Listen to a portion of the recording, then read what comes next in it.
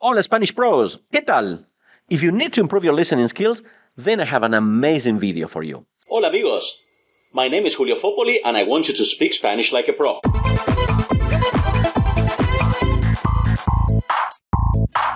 Before we start, if you haven't subscribed to this channel, please do it now. And don't forget to like the video too. That helps me rank better on YouTube and reach more people. Thank you so much. And by the way, don't forget to check my Patreon channel and my website, SpanishLikeAPro.com. All that info will be in the video description as well. Hola Spanish pros, I have an amazing video for you today. My name is Julio Foppoli and I've been teaching foreign languages for almost 30 years now.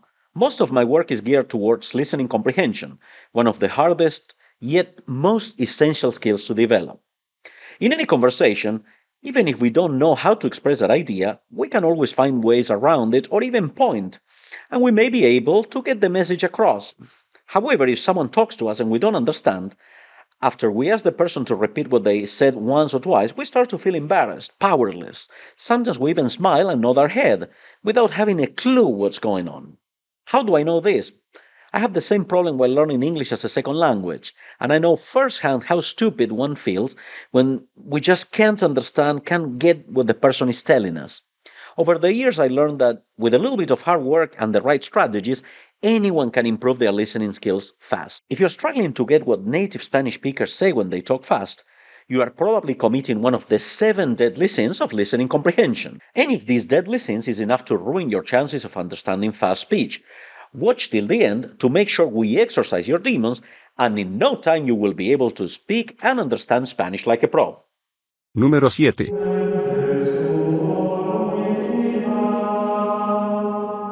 Deadly sin number 7, not reading enough.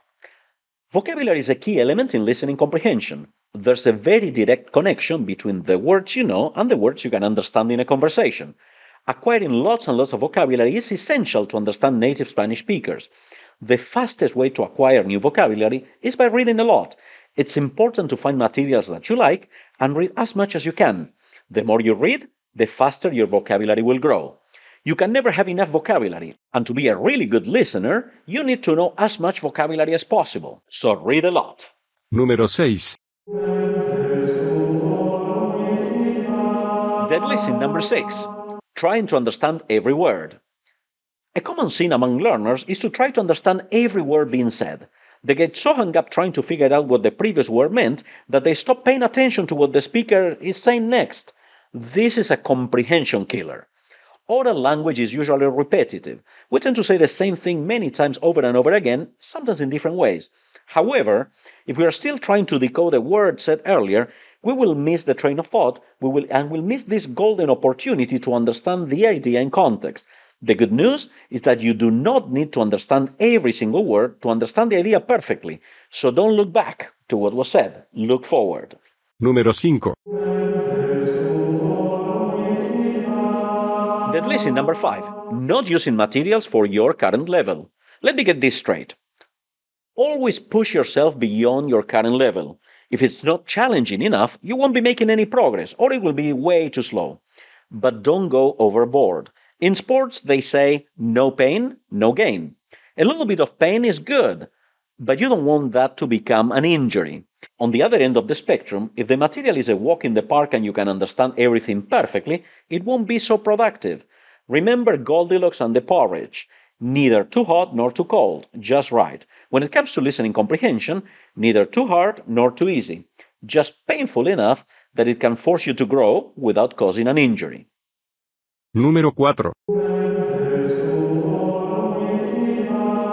Deadly sin number 4, getting frustrated easily. A deadly sin in the learner's listening comprehension training is being impatient and getting frustrated when they are unable to understand what someone says easily. The moment this happens, you shut down and either give up on your training or keep pushing this unsurmountable barrier while your helplessness reaches an all-time high. That attitude won't get you anywhere. Being the hardest, most challenging skill to develop, at some point we are all likely to experience this when learning a foreign language. Time to decompress. Even if you feel defeated or hopeless, this shall pass. Bear that in mind. Remember this. This shall pass. Take a break. Eat something yummy. Go for a walk. Watch something fun. Do some exercise. Just chill. Relax. Pick yourself up, brush yourself off, and try again later, but never give in to frustration. Some days you win, some days you lose. It's the nature of learning a foreign language. I've been there and it sucks. But time and systematic hard work will solve this. Frustration won't. Número 3. Dead listen number 3. Not working with authentic and or real life-like materials. The closer your materials could be to what's used in the real world, the better. You know the phrase that says that there are different tools for different situations. I understand that sometimes simplified activities they have their place. But the problem is when those simplified activities become the norm and the students are never using or are never exposed to real materials. The purpose of language is communication. If you're learning a language, you need to communicate, you need to be able to understand. When it comes to listening comprehension, you don't want to understand someone who speaks perfectly clear, as it happens in study materials. You want to understand people from the real world. If those study materials could be based on that, amazing. That's the best of both worlds. But study materials in which the Spanish is too perfect and in real life no one speaks like that, well, that's not so good. And that's one of the deadly sins. Students using simplified materials or perfect materials, perfect audio samples, perfect quality, everything is really great. But in the real world, it doesn't happen like that. You get a WhatsApp message, and the WhatsApp message, has lots of things like that. The person is on the train, the person is on the bus. So you have to be trained for the real world. Número 2. Dead listen number 2. Not training for listening stamina or for different scenarios. Personally, the way I see the different levels, beginners, intermediate, advanced students, is not really by being able to handle authentic materials, because in the end, everyone from the beginner to the super advanced students, they should all be able to understand real Spanish, Spanish from the real world, authentic materials. The difference is the stamina that you have. A beginner may be able to understand and to hold the conversation for a few seconds. An intermediate students may be, well, a little bit longer, for maybe a couple minutes. And an advanced learner may be talking on and on and on for hours if necessary. You need to develop listening stamina.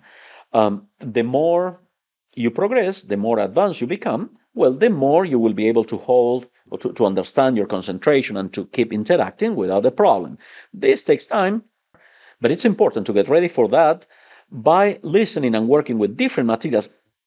Listening stamina is very important. If you don't have this listening stamina, after a while, you will get distracted, you will feel overwhelmed. Okay, so this is an important thing to develop. Now, the worst of all, dead listen number 1, listening to slow Spanish. Número 1. What do I mean by slow Spanish? Well, this is when you will find that people say, Hola, qué bonito día. Soy Julio. Estoy aquí para hablarte de esto. Well, probably you understood everything perfectly, right? And that's the deal. There's a huge market around slow Spanish because apparently it sells. They feel it makes sense. If I'm just a beginning student, okay, I'm just starting. So of course I cannot listen to the way people talk in real life. So I have to start slowly. So, well, these people that speak like that, it's great. Well, that's not right. If you think of parents talking to a child, to a baby, you will notice that they use their normal voices. Yeah, they make funny voices here or there, but their pace of speech, their speed, is always natural. It's always fast. Usted y yo tenemos que hablar. ¿Por qué no comes la papa? Explícamelo. Explícamelo. 15 meses tenés. 15 meses. No te rías. No te rías. Te cocino. No, escuchá, te hago zapallo con papa. Zapallo con papa, con pollito, todo procesado. Tiene queso mantecoso, queso cremoso, tiene nutrientes, vitaminas, calcio. ¿Por qué no comes? So you will not find a mom or a dad talking to a baby. Hi, Peter. How are you today? Mommy loves you. Have you ever seen that? No, it doesn't happen. They talk to the child the way they talk to anyone else, just that they make funny voices. That's right, granted. Okay? When it comes to a second language, you see that it's radically different. No one actually notices that that is ridiculous. Welcome to Make a Sentence and Pronunciation Lesson 1. Look at this picture and make a sentence. You can make any sentence. So our first example is, how many people are there? So how many people are there? Now, when you listen to that in your own language, well, okay, it feels stupid. You listen to someone talking like that, and so this person has some problems, some issues. Slow Spanish doesn't work. Now, there's a market around that. You see news in slow Spanish and everything. I mean, while it could be good to learn new vocabulary, when it comes to listening comprehension, that's wrong. That's plainly wrong. Why? Because the main problem that students have to understand real speech, in many cases, is not just the vocabulary. In many cases, they may know all of the vocabulary, but they cannot connect the words. Okay? So, if I'm making a pause in between each word, okay, if I am talking to you like that, someone learning English as a second language, they may understand that very easily. But when you say something like that at a normal pace of speech, even though they may know all of the words, they may fail to link them together. The same happens in Spanish. El presidente va a hablar más tarde. El presidente va a hablar más tarde. Okay? When I say this, el presidente va a hablar más tarde. Okay, but if I tell you, el presidente va a hablar más tarde, okay, va a hablar, va a hablar, va a hablar, the words are linking together. If I say va a hablar, well, you may understand me better, right? But is that real Spanish? So I personally feel this is the worst of all. Tons and tons of students do it, and that's why they can never understand real language, because the moment they get exposed to a real native Spanish speaker, to a native speaker speaking the way they do in real life, they feel at a loss. All right, my friends, this is all for today. And I'm really curious, what's your worst deadly sin? Please write it in the comment section below. If you have more than one, just write it. And if you haven't subscribed to the channel, please subscribe now, give it a like, that helps me a lot and the channel grow. And if you have any comments, questions, suggestions, I'll be happy to read them below. Como siempre, tú sabes, my name is Julio Foppoli, and I want you to speak Spanish like a pro. Hasta pronto. Chao, chao.